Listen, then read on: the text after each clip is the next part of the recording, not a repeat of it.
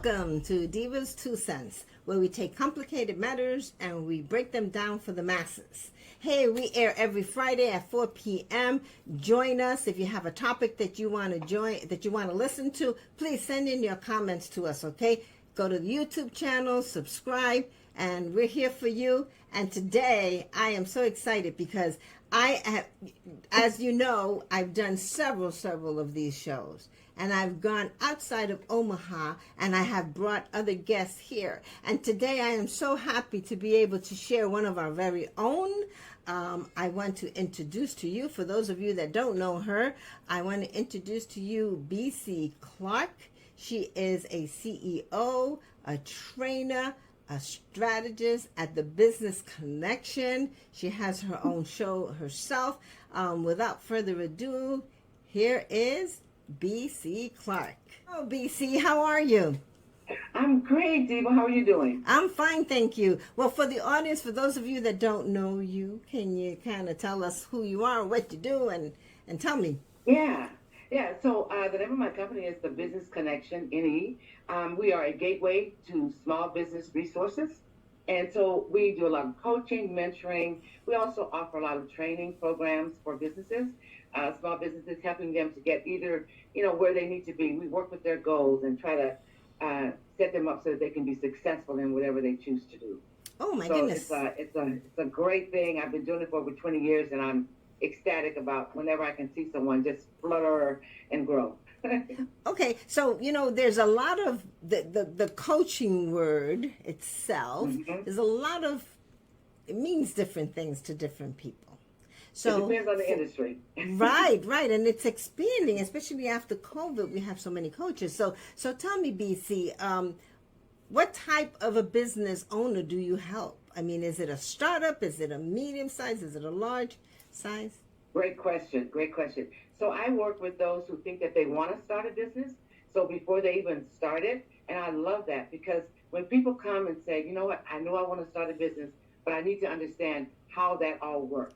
You get them from the ground, and that way you can build up.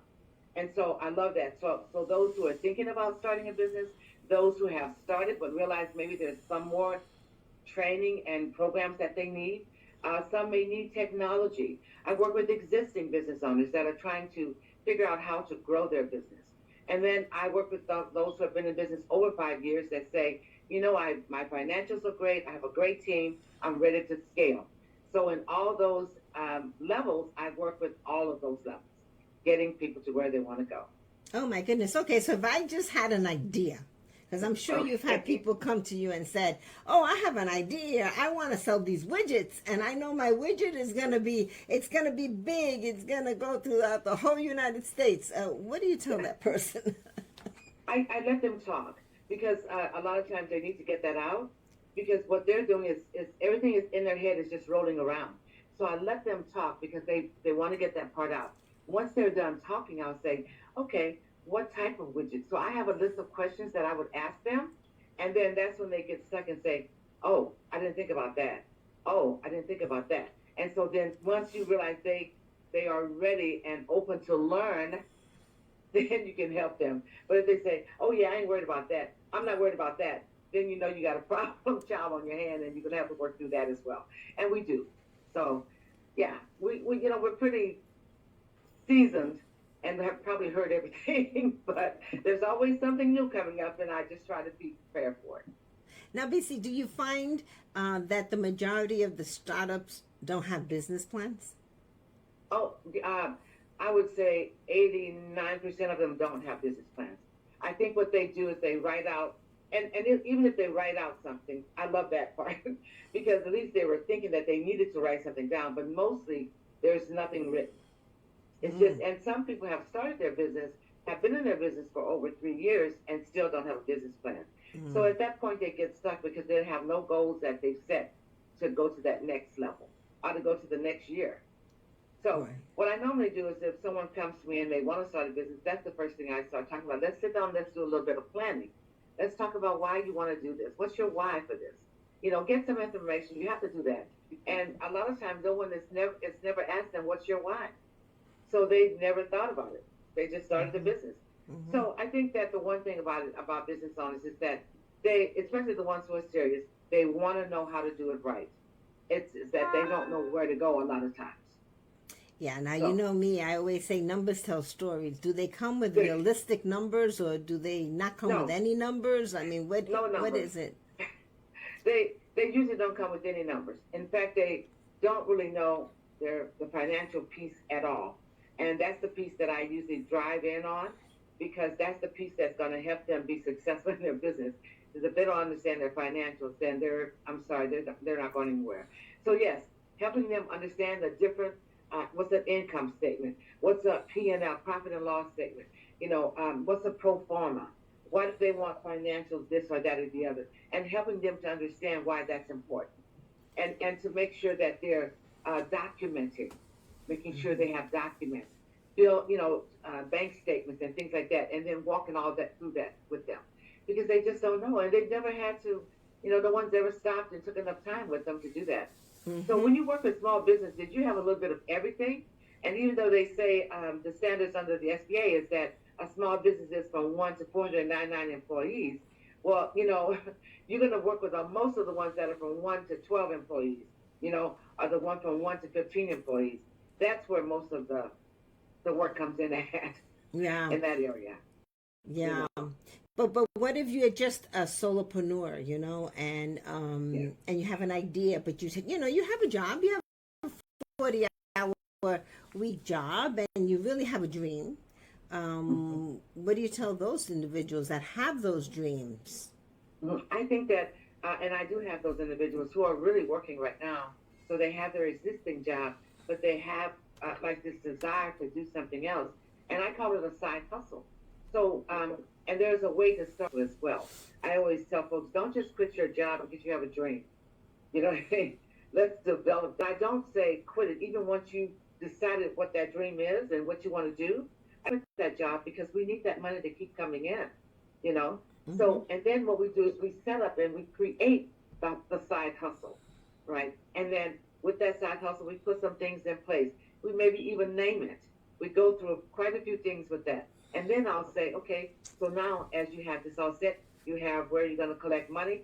When you get to a point where you're making enough money on that side hustle that it overtakes what you're making at that job that you're going to every day, 6 months later, not then, even though you're at the same, wait 6 months, and then you can put in a resignation so Mm. that you can transition into the side hustle. Mm. And if you do it that way, it makes it a better transition. You don't lose anything. Not only that, but you gain because you're making money on the side hustle while you're working that extra 6 months.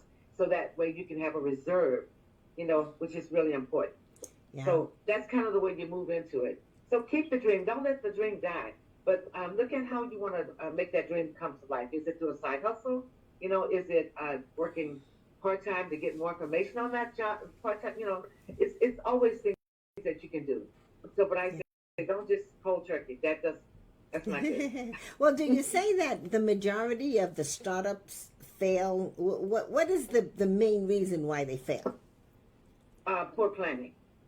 It's poor planning and not understanding finances. When you have someone who has started a business and they don't know what comes in, they don't know what comes. There's no documentation. There's no financial system in place. They're not reporting. Um, it's it starts with poor planning. Number one. The second thing is the financials because they don't have any. They haven't. They don't. I owe some people money to buy a financial system like QuickBooks or whatever. Started on Excel. Excel has all types of formulas you can put in there. You can track what's coming in. You can track what's going out. So until you get to that point that you can, go and get QuickBooks and learn about it, start it on Excel, but have some kind of documentation because you're gonna, if you're taking money out of the register to go and buy stuff, how are you keeping? You can't. There's no way you can keep track of that. And so Mm-hmm. at the end of the day, at the end of the week, at the end of the month, you don't know what's happening. So you can't be successful in chaos like that I at all. understand. Yeah. Yeah. So it's not what you know that hurts you, it's what you don't know. And Exactly. you have to be trainable, you have to be teachable, coachable, you have to be receptive to criticism, to for them to say, well, you know, this may or may not work, but you never stifle their ideas. You never, you know, No, do any of that. never do. But you give them No. some guidance as to which way to Because, navigate. Now that would be yes, like for the solopreneur. Now, would you say that the one that's been in business like maybe 3 to 5 years may be a little more difficult to yes, manage because they've been in um, business, they think they know it all, or they think yes, they've reached a certain point? yes. They think that they know it all at that point, and although their sales are sliding, their financials are not in order, but they still say, "Oh, but you know, I could do this, or you know, I could do that." So they're not ready to listen, and usually it's once they get into a position where they're not able to pay, like their vendors, they come, and it's usually too late. It's I wouldn't say it's too late, but by that time you got to do more work, and then they're saying, "Well, I don't have money to pay you." You know what I mean? Ah, yeah, yeah. So and so you run into that. So I always say, don't get into trouble and then come looking for help. Mm-hmm. Come looking for help when you don't need it. Right. It's like I always say, I always say you need to have a relationship with a banker, with an accountant, with insurance, and with someone with legal representation. And they will say, well, I can't afford to pay them. No, those aren't people that's going to be on your payroll, but they are going to be people that you develop relationships with that when you need them, you'll have to pay, of course, but you know someone you can go to, as opposed to calling around saying, hey, do you know an accountant? Hey, do you know a legal person?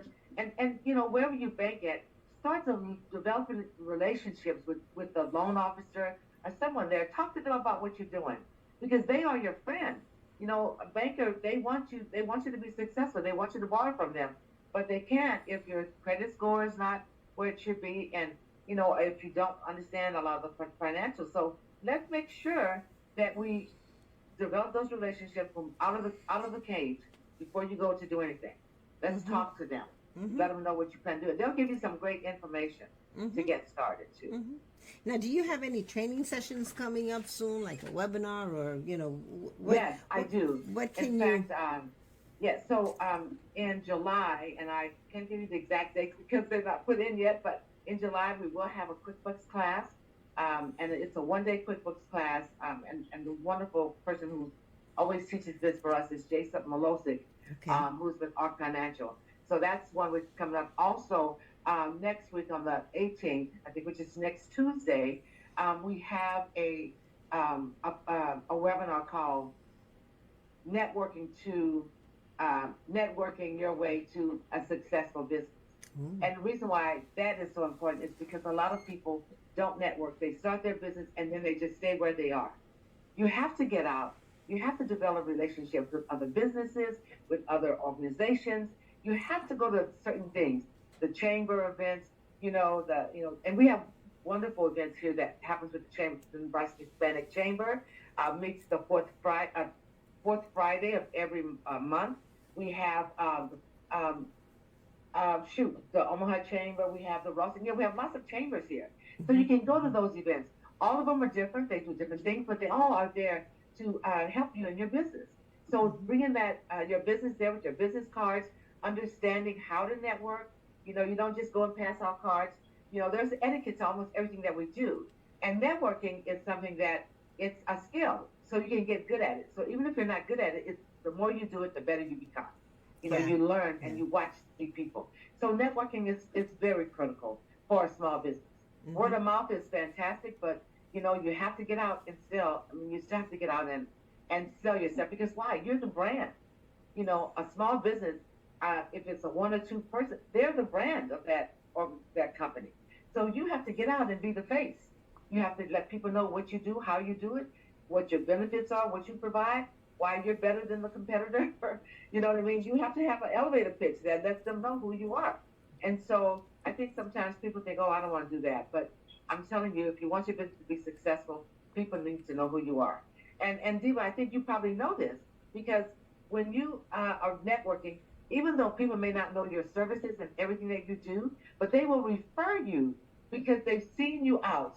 They've seen you in the networking different events, and they was like, I don't know, but I know she's a accountant. I know she's good. She's good with numbers. I know that. People would Yeah. say that Yeah. about you. She's the only one that counts. That's what she always says. And it's those things like that people remember, right? Like when I first started networking back in 2002, I would say, because someone told me you got to have some kind of click. And I would introduce myself and say what I did. And I say, remember, BC, beautiful and courageous. And it stuck. And so everyone would say, there's beautiful and courageous, but then they knew that I was all about business. Right. So Right. I think sometimes you have to find yourself in your business as well as personally in yourself. Because Yeah. if you haven't found yourself, in your purpose, then it's hard for you to go out and say, I want to do this business, right? Yeah. Yeah. So it's all connected. It's all connected. Yeah, I believe that relationships matter in the sense that, and I always tell this when a client comes to me and I ask them where they have their place of business and they tell me they're at point A, I always tell them make sure that at least 2 miles radius from your location, everybody knows who you are and what you do. Exactly. And sometimes, yeah, at least 2 miles, because let's say somebody stops off at the gasoline station a mile away and they ask for an accountant, a strategist. So those people should be able to say, oh, you know what? I don't know about that business, but I do know that so-and-so is here and they can help you. Mm-hmm. Just go down the block. So everybody needs to know who you are, what you do, and where you're at. But more importantly, the relationships that you build are everybody, you don't know everything. So you have to have a circle of people around you that do. And it's not so much what you know as what you don't know, as I mentioned before. But BC, you make a very good point about the networking, because when you go to these networking events, for those of you that are listening, and you think that you can just go in with the people that you know, sit with the people you know, and not spread out in that crowd to learn about other people and let other people know who you are, you're doing yourself a disservice. And you might as well not even go there, because you already know the people that you know. That's right. Right? That's true. Isn't that what you tell everybody? Yeah, I do. I always say, and I'll tell you something else, which is, I think it's a good point. I never sit with people that I work with. I never sit with people that I already know. I'm going to find them, and sometimes they'll say, why is she going over there? Well, I already know who you are. I'm going to the people that don't know who I am. And so I'll do that all the time. And don't be afraid to, I like to give a point. Don't be afraid to, if someone's in a group, right, and just stand there for a few minutes. They'll know that you want to get in, and somebody will eventually let down one of their shoulders. That means it's time for you to get in. And so a lot of times people don't know that there's a lot of etiquette when it comes to networking. And it's kind of my passion. I want people to know what they can do and not have to be on the outside of the group. Oh my goodness. Thank you. Now you do have a show, The Business Connection. Tell me a little bit about how that show began and what is your intent? Okay. So actually, I was interviewing women. I have an organization called Metro Omaha Women's Business Center. It's been around for 15 years. But early on, I would interview women business owners. And so Jim Nelson, who was the man who was operating KPAO at the time, he came. He said, BC, why don't you come and let's talk. He said, I think you should have a show here at the television station. And I said, well, what I'm doing? He said, well, you're already doing it. You're interviewing women all over the place. So I said, okay. So I did go down and I talked with him, and he said, well, okay. He said, what do you want your show to be called? And I said, well, in my business, I connect everybody. And he said, okay, great. And I said, what? He said, that's what you just said. And I said, oh, the Business Connection. He said, yeah. So it became the Business Connection. So I interview business owners across the state. I've interviewed business owners that have come in, like from Tennessee and Louisiana. I've interviewed someone from Arkansas. So the show is on public television. It's KPAO. It airs in Omaha on Tuesday nights at 8 p.m. And and then we also give a lot of tips on business and things like that. So it is because we want to bring visibility to small businesses, and that's a way that they can do it, and it doesn't cost them anything. Awesome. So I think it's a great opportunity for them, and then they can take that and put it on their website or on their, whatever things they want to put it on for their communication. So yeah, it's a lot of fun. I have tons of fun. I learn a lot too, They think they're learning from me, but I'm learning from them as well. Yeah, I always say that. Yeah, I always say that you get to learn now. And in the chat, we're going to put down the Business Connection, the hours that you can watch BC at the Business Connection. Yeah. Also, the events that she's having. We'll put it in the chat for those of you that are interested. I am really grateful that I'm having an opportunity to highlight one of our very own, very well-known individual who I can't say anything much more accolades to what you do, and how many people, especially women, that you help. I know for a fact that you help. I am one of the treasurers of one of the businesses that you own, so I do believe in what you do and how you do it, and it comes from a pure heart. So for those of you that are listening, that are looking, or even have an idea, a little glimpse in your eye, that a little dream of having a business, okay, and don't let anybody ever talk you out of, when you say I want to do this, don't let anybody stifle that dream or even that idea from you, because it's yours, it's not theirs. It's yours. And it was given to you. Yeah, it was given to you, and I'm a firm believer. Don't do that. Oh, BC, give the audience your last words here. Okay, well, I tell you what, I have 8 habits, but I will talk about those on next week. But you know what? Stay true to yourself. Don't allow anyone to put labels on you that you shouldn't be wearing. And remember, if you're in a battle, it's already been won. So just move through it. That's what I want to say today. Thank you so much. I appreciate you. You take care. Thank you, Diva. Okay, take care. For the audience, please check BC Clock out, the Business Connection.